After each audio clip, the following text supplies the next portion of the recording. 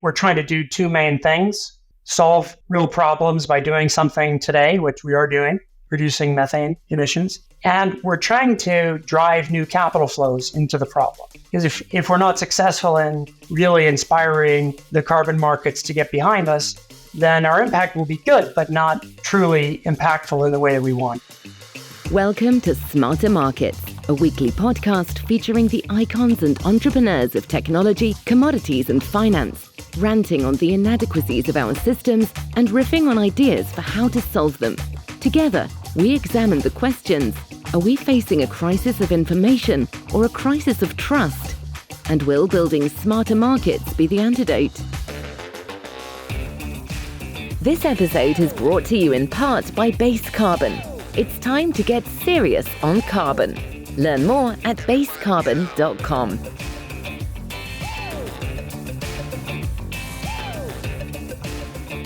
Welcome back to Carbon Frontiers 2024 on Smarter Markets. I'm Dave Greely, Chief Economist at Abex Technologies. Our guest today is Talal Debs, founder and CEO at Zefiro Methane Corp. We'll be discussing their work stopping methane emissions by plugging orphaned and abandoned oil and gas wells in the United States and how they use carbon markets to finance it. Hello, Talal. Welcome to Smarter Markets. Hi, Dave. Great to be here. Well, it's great to have you here. One of the many interesting things I find about the carbon markets is that people come to them from all sorts of different backgrounds. And you came to them from working in credit and risk at JP Morgan during the so-called Carbon 1.0 days of the 2000s. I was hoping you could start us off by telling us a little about that experience and how it shaped your approach to the carbon markets. I'd be very happy to. In fact, it's an episode of my life and career that until recently I thought might be just an interesting story for my grandkids, but turns out to be very relevant today. So in that 07-08 timeframe, I was working at JP Morgan, where I spent the bulk of my finance career, working with the Global Commodities Group out of New York. And aside from the minor distraction of the global financial crisis, which was about to hit and then hitting in that time frame, one of the coolest things I worked on was helping set up JP Morgan's first voluntary carbon offset trading capability. This was an initiative that was spearheaded, of course, by Clive Masters, who is the famous, leader of that business, and also led by Catherine Flax, who's actually on our board now at Zefiro. And then one of the key people in that was also Tina Rain, who's with us at Zefiro now. So we've kind of collected the band back together again. So it's relevant to talk about that. And my particular job as we looked at setting up this business was to think about how we would describe this business to the other departments at JP Morgan and eventually, the regulators. And so I had to spend a lot of time doing some studies around the various markets that were out there. And at the time, as you'll probably recall, there was a pretty vibrant compliance market burgeoning in Europe through what was called the Clean Development Mechanism and the European Emissions Trading Scheme, which are obviously still very much had a much bigger scope than what was happening here in the United States, which was a voluntary offset business. There was something called the Regional Greenhouse Gases Initiative, which if you lived in that era, you would have bumped into. And it saw the creation of the first registries that we have with us today. The American Carbon Registry, which we currently work with at Zefiro, as well as the Gold Standard and Vera and various others.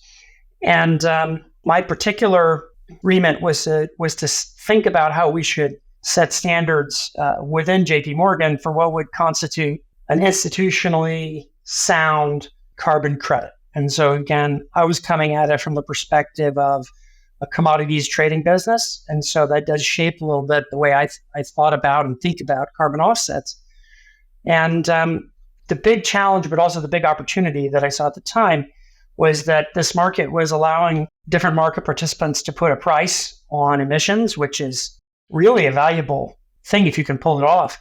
But there weren't a lot of very highly fungible, highly repeatable carbon offsets. And what I mean by that is that each carbon offset project has its story. And while we all sought to bring them down to the common denominator of CO2 equivalency, CO2 gas equivalency, some carbon offset projects were clearly a lot more complicated to get from what it was you were doing in the real world to how much emissions you had avoided or eliminated. And so I think that was really the biggest formational aspect of it for me coming forward to what we're doing at Zefiro was my conviction that in order for institutions like JP Morgan at the time, I don't know what their standards are today. I'm sure that probably not that different, but big institutions like JP Morgan and other market participants really want to see a carbon offset that has got market depth, so lots of volume in similar types of credits that are pretty cookie cutter. They're similar to each other. They're not different projects, and that are highly, we'll use the term of art, additional, which is a word in our market, as you know. But what this means, as I explain it to the layman is, or woman, is that, a carbon credit project is additional if it's obvious to the person in the street that what we've done is actually added to the environmental quality of the communities we're in. And it wouldn't have happened anyway.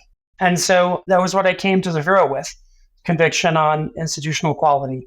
And I saw that as an opportunity that I was sure someone would try to fill that. And I was delighted to find that there's still an opportunity to drive those standards higher. So that's what we're doing with Zefiro.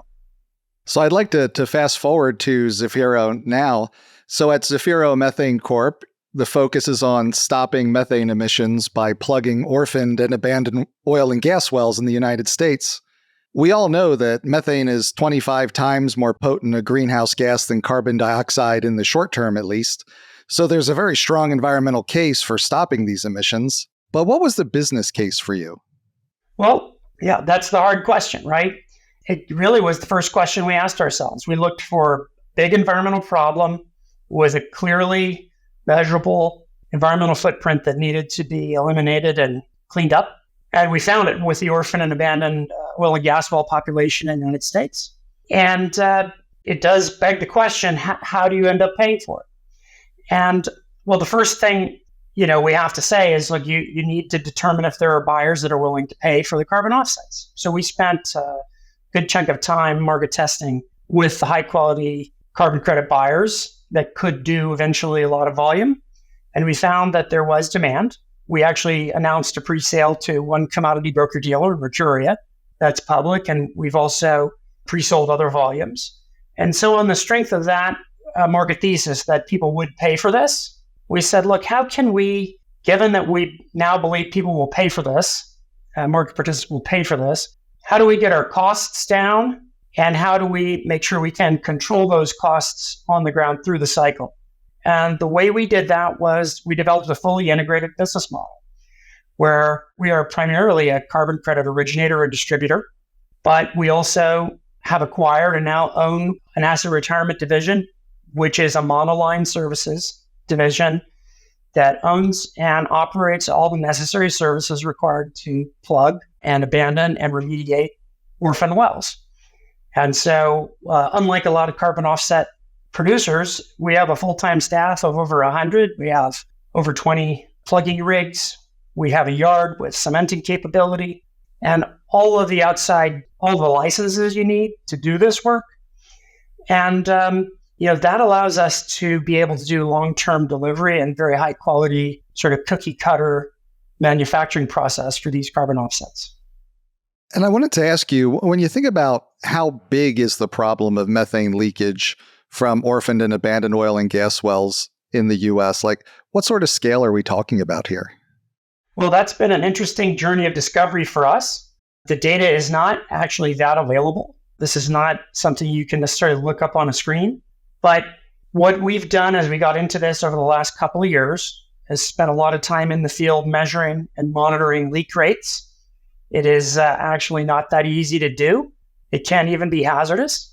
But what we found, we started with the assumption that somewhere around a quarter to a third of the orphan wells out there would be materially leaking methane. And we found actually that in our experience, the average is a little bit higher than that, and in certain populations and locations, considerably higher than that. And what does that mean? That means in aggregate, hundreds of millions of tons of methane that is being released into the atmosphere. And these are at sites that in some cases have been, openly leaking for decades. And so very, very hard to quantify how long they'll continue to leak. But we think it's clear that the risk is it would be for decades to come. And when when I think about abandoned wells, orphaned wells, I'm curious, is that type of methane leakage, is that an ongoing problem for the oil and gas industry? Or is it more a question of cleaning up the after effects of past industry practices? Well, I think it's an ongoing problem for the U.S. economy. Generally, I wouldn't point a finger at any particular industry. I go back to my introductory economics class, freshman year in college, and one of the only lectures I remember was about what economists call externalities. And these are things that they're byproducts of economic activity that don't get fully priced in to the product or service that the customer is paying for. And the classic example is pollution.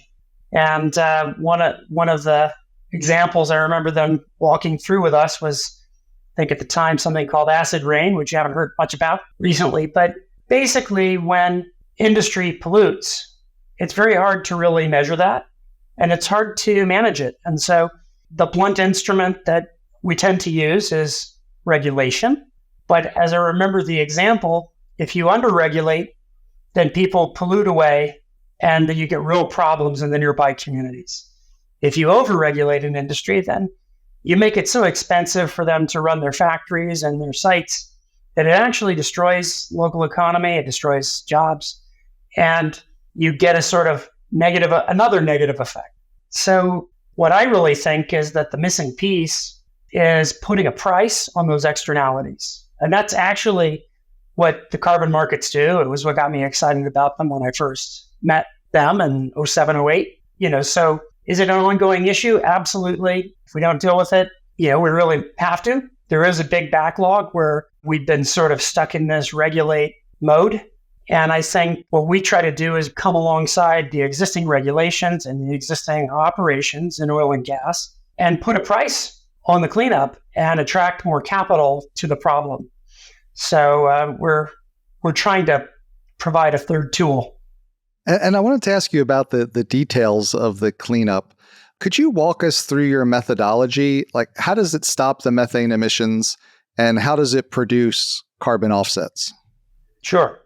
So the word methodology for the uninitiated has a technical meaning in the carbon markets, as you well know. So I'm not speaking of it in that way, but broadly speaking, our method is very simple and intuitive. There are literally millions of these old orphan wells sitting around on land in the US across 26 states. We survey to find wells that are leaking methane. And imagine, if you will, a field with a piece of old pipe sticking out of the ground and it's belching out methane. You can probably smell it from 20 feet away. What we do is we go in with our team and we create a standardized calculation of what that leak rate is. And we get that audited and to create sort of the baseline, if you like, of what the leak rate looks like. And then we bring in our Asset Retirement Services division, which brings in crews and rigs and removes the old equipment from the location and reestablishes the impermeable layer that was always there before the well was drilled that kept the hydrocarbons from coming up to the surface. They call that a plug, but it's really important to get it right. And we basically can't get off the site until the local regulators, usually the Department of Environmental Protection or the other relevant state regulators, will come along and we have to prove to their satisfaction that there are no leaks at all remaining in what's left. And then when we leave the site, you wouldn't really know there had been an oil and gas well. There's nothing on the surface. The surface land is reclaimed, and there is, in effect, that land is now back open for business for whatever use is best, whether it's a national park, whether it's agriculture, or even commercial and retail. It unlocks a lot of value back to the economy. And of course, in the carbon markets, there's always the question of quality and integrity when it comes to carbon offsets. I was curious, how beneficial is it to you that the regulators are involved in your process? Actually, I love the fact that we're in a highly regulated industry. In fact, our current footprint is in Appalachia, across 4 states that are relatively highly regulated among those that are oil and gas states. And we've got great relationships with them. What we're doing, as I mentioned before, is really fits hand in glove with the same objectives that the regulators and local leaders have, which is to clean up a mess that's really blocking a lot of growth and opportunity in these communities. And for that reason and that alignment, there isn't really much tension at all. They have rules, they're going to enforce them. We're coming along to provide an added value solution to clean up more of these leaking wells than the existing rules and enforcement will allow typically. And so we talked a little bit about the physical process of plugging the wells. Of course, there's also the financial process, the data and paper game. How do you approach the financing of these projects? Thank you for asking me. I talked about it a little bit before. We like to talk about having a fully vertically integrated model of carbon credit origination and distribution. And really, everything that I just described, the ground game, if you were, of plugging the well, cleaning it up, eliminating the leak, it can't be monetized.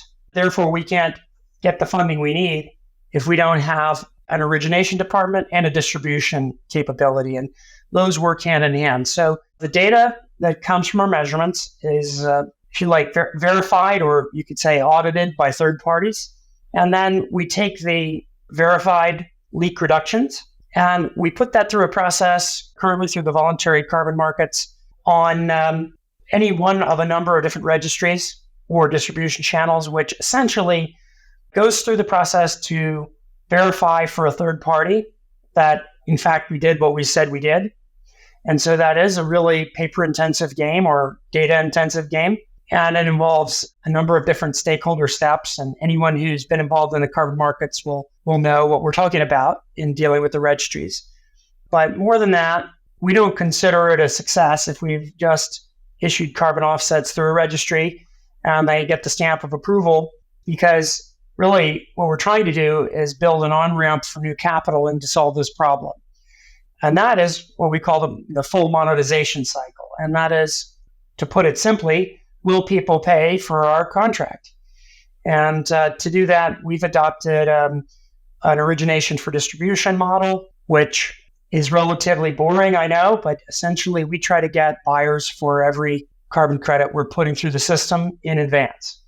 And we'll be delivering our first tranches of that in the coming months. And we intend to continue pre-selling. And the reason we like to pre-sell is that we think that's kind of what we're made for, which is low cost, high quality delivery over lots of years, and to build trust within our ultimate buyers that they're getting what they pay for. So that's really everything keys off of the carbon offset buyer's needs. Yeah, and one of those needs you brought up earlier in the conversation was to have this very fungible type of project, type of offset that plugging one well looks very similar to plugging another well. Whereas in other carbon projects, there's often a question of, well, are these two things really, how alike are they? Often you'll hear people say carbon projects aren't commodities because they're all so different. And it sounds like it was very important for you to find a space where you could work in carbon where it was very repeatable and very similar. And I'm curious, is there something about the nature of these methane projects that you're doing that with this fungibility and repeatability lets you create different and better financing structures? Absolutely. So you nailed it. That was what was attractive to us. We were looking for a project that could be a multi-year project. And believe me, we will be cleaning these leaky wells up literally for decades to come. And we hope others will get on the act to do this as well. So we were looking something that was repeatable year in, year out. And if you think of it, if there are millions of these leaky wells and we can only plug, several thousand a year, probably the market can probably not do more than that. Really, you're talking about a very repeatable I can tell my clients in advance which wells I might be plugging for them next year. And off the back of that, sort of the dream was, could we offer someone in the corporate world or the buyer world a fixed price delivery so that they can manage their carbon risk? And we're right now confidentially talking to a buyer about a 10-year structure. And for any of those of you who've been in the guts of commodity markets, you know that doing a 10-year fixed price commodity deal of any kind generates all kinds of risk, and usually so much risk that market participants can't get it done because the one way or another, the risk charges or the risk cost overwhelm the opportunity. But because we are able, the way we've set things up, to deliver cost efficiently the same sort of unit over time, and I think it's also because of where we've come from and we understand the pain points of buyers. We have put together structures where people can buy a future strip, if you like, or a forward strip of carbon offsets that really start to look a lot more like a commodity than the other areas in the market, which does feel a little bit more like you're dealing with not just one commodity, but maybe 20 or 30 different ones because the different carbon types are priced so differently. The carbon offset projects have different downfalls and different verification jurisdictions even.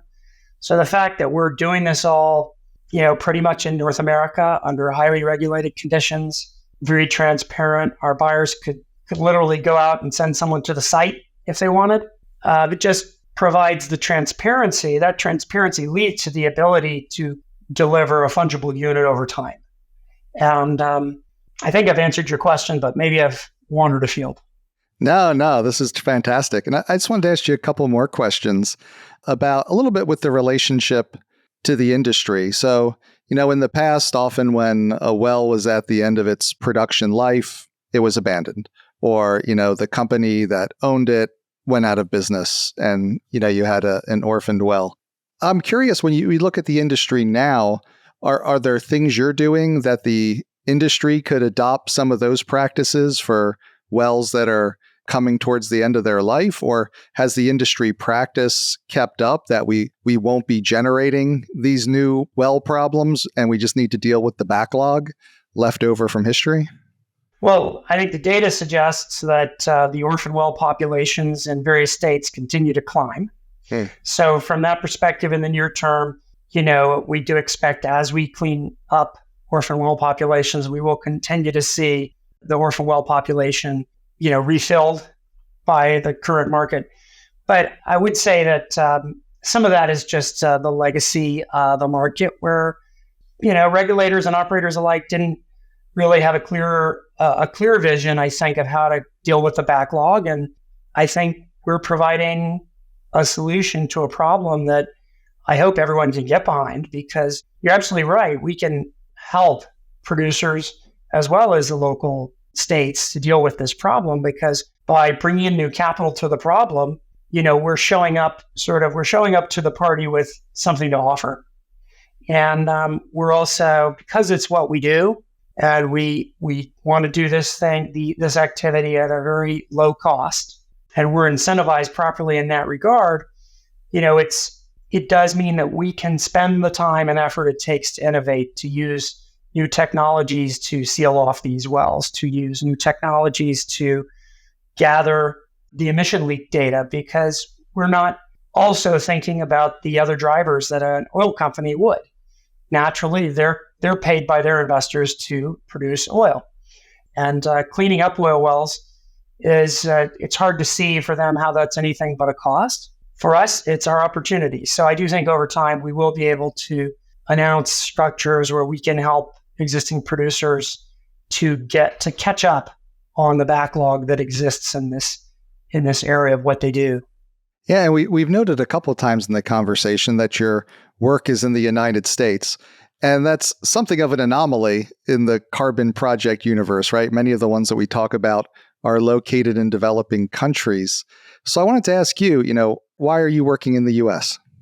Well, it's a great question, and I should have highlighted it before. One of the reasons is philosophical, which is, I think we did some analysis last year, and I think it was somewhere around 10 or 12% of the voluntary offset market is in the developed world. And I feel like it should be much more evenly spread, especially since a lot of the environmental pollution that's happened over time has actually happened in the industrialized world. And I think there is an important thing for the market to rebalance towards where people who are paying for carbon offsets and the remediation projects therein should be in some sense, or at least for part of their portfolio, paying for the cleanup in or near the industries or areas where they have employees and clients and customers. And having a cross-border market that's almost exclusively developed world buyers and developing world originators, I think can be rebalanced. And we're happy to provide that rebalance. We want to sort of help drive the industry towards that. The other thing that is worth noting is that the particular conundrum facing states and oil and gas companies as they look at this really what amounts to $500 billion to $1 trillion problem for cleanup in North America is the ownership structures that we have under U.S. law allow both the rights of oil and gas extraction and the liabilities of cleanup to adhere to private individuals and corporations. And so those rights are truly, it's the legal system in America and the way minerals are held and royalties are held that allows us to actually much more efficiently bring to bear this new capital type. Now, we're not stopping, however, with North America. One of the things that we've always intended to do is to expand beyond our borders here in the US and in Canada. But, I have to admit, I thought that would be many years in the making because as I've mentioned, there are millions of these wells that need cleanup, and it could take a lifetime to just focus on this project. But we have found that, this problem exists all around the world. And especially coming out of Zefiro got the chance to be on a panel at COP28 in Dubai last year, in December. And we've already had inbounds from a number of foreign jurisdictions who would like our help in trying to think about driving cleanup capital through the carbon offset market into particular related problems, some of them identical to what we're dealing with here, capping old wells, and some of them, related, but all connected to really taking back the real estate and the properties that have been previously productive for the hydrocarbon economy and now need to be reinvested in so they can be productive for the new economies, whatever they may be. And as you said, we need to drive capital into these types of projects. We also need the workers who can get it done. And when I hear you talk about your process for plugging wells, it sounds like a lot of transferable skills from people who are experienced working in oil and gas and other natural resource industries. Is that a true statement? Do you get a lot of folks coming in to work on your crews that have worked on these types of projects in the oil production sector or gas production? Sure, we do. And in fact, one of the things that I think is really exciting is we have, we do require our crews and our crew supervisors have to have all the same certifications they would have to have if they were on any oil and gas rig. And so that's great. And then we have a big need in the country to provide that community of people who are qualified, continued steady work. And because we are not responding to the latest find in the latest new location, we are a little bit more of an assembly line, which allows us to provide also stability in the paycheck, which I think is already showing benefit in that our workers' turnover is quite a bit lower than your average worker in a company that might do some of the things we do, but also drill new wells or perform what are called workovers or all the things that a company that would be called oilfield services would do. And because we are a monoline service provider, our workers can focus on getting the plugging, abandonment, and remediation and emissions reduction down to a science. And our folks don't have to compete with multiple goals. If we invest in a new piece of technology, it's for the plugging business. It's for the methane monitoring or abatement business. And that kind of clarity also helps people stay focused in their careers. And we're able to keep people on side with us longer than your average turnover, and we do pay well above the median wage in most of the communities where we are. So we're hoping that in addition to the environmental benefits that we're able to bring to these communities, we'll bring steady, high-paying jobs with a future, because we're hoping to and do plan to continue to reinvest in new and better ways to seal up these old holes in the ground. It seems like a great opportunity, because often when you have disruptions to the conventional way of doing things, it's always talk about, well, we could retrain people, and that's very nebulous. But when people can take the skills and experience they already have and put them pretty much straight to use in a new direction, that's just it's a great opportunity. One thing I want to ask you about before you go, I know I've taken a bit of your time here, is there's rightly a lot of focus at the macro level on making our economy and our lifestyles more sustainable. And I've heard you use the phrase before, I believe, correct me if I'm wrong, active sustainable. And like on the micro level, how do you make this business and these broader carbon and environmental markets more sustainable? Like, what do you mean when you say active sustainable? Well, thank you for asking. Yeah, we do use the word active sustainability.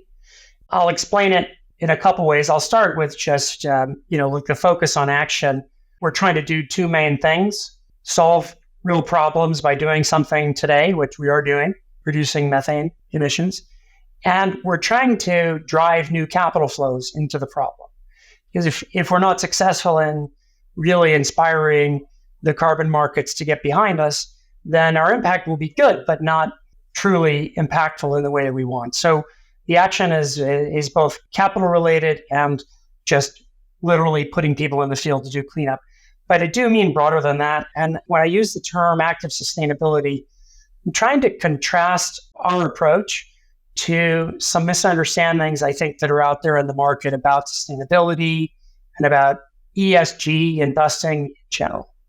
And I'll illustrate with an example. Recently, I saw a news headline: Texas sends $8.5 billion back to BlackRock because of ESG restrictions at BlackRock.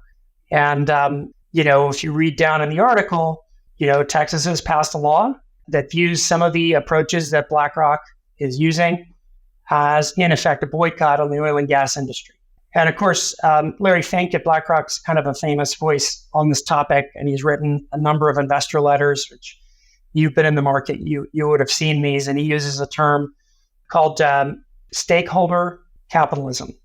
And that's very appealing, and it certainly doesn't sound like a boycott, because it's saying you need to take into account other stakeholders like the environment or climate or what have you. But if you don't actually know how to engage those stakeholders with a true market signal, I don't think that one really works either. So you've got really a discussion going on in the question about ESG and investing right now, which sees ESG primarily as a way of limiting capital into certain areas.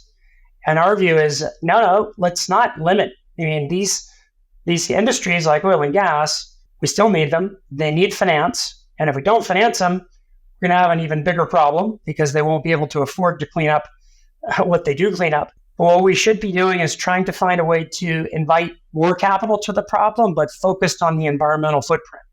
And so what we're looking to do with active sustainability is we're sort of the positive side in our minds of what ESG can bring, where we're attracting sort of more resources to the party rather than parsing out less and less. And it's really great to be on a podcast called SmarterMarkets, because, in a way, that's what we're trying to encourage the markets to be smarter about this and bring in more capital to solve the problem. Thanks again to Talal Debs, founder and CEO at Zefiro Methane Corp. We hope you enjoyed the episode. We'll be back next week with another episode of Carbon Frontiers 2024. We hope you'll join us. This episode is presented by Base Carbon, a financier of projects involved primarily in the global voluntary carbon markets. Base Carbon endeavors to be the preferred carbon project partner in providing capital and management resources to carbon removal and abatement projects globally, and where appropriate, will utilize technologies within the evolving environmental industries to enhance efficiencies, commercial credibility, and trading transparency. For more information, visit basecarbon.com. Base Carbon, Sensible Carbon Investing. That concludes this week's episode of Smarter Markets by Abax. For episode transcripts and additional episode information, including research, editorial, and video content, please visit smartermarkets.media. Please help more people discover the podcast by leaving a review on Apple Podcast, Spotify, YouTube, or your favorite podcast platform. Smarter Markets is presented for informational and entertainment purposes only. The information presented on Smarter Markets should not be construed as investment advice. Always consult a licensed investment professional before making investment decisions. The views and opinions expressed on Smarter Markets are those of the participants and do not necessarily reflect those of the show's hosts or producer. Smarter Markets, its hosts, guests, employees, and producer, Abax Technologies, shall not be held liable for losses resulting from investment decisions based on informational viewpoints presented on Smarter Markets. Thank you for listening, and please join us again next week.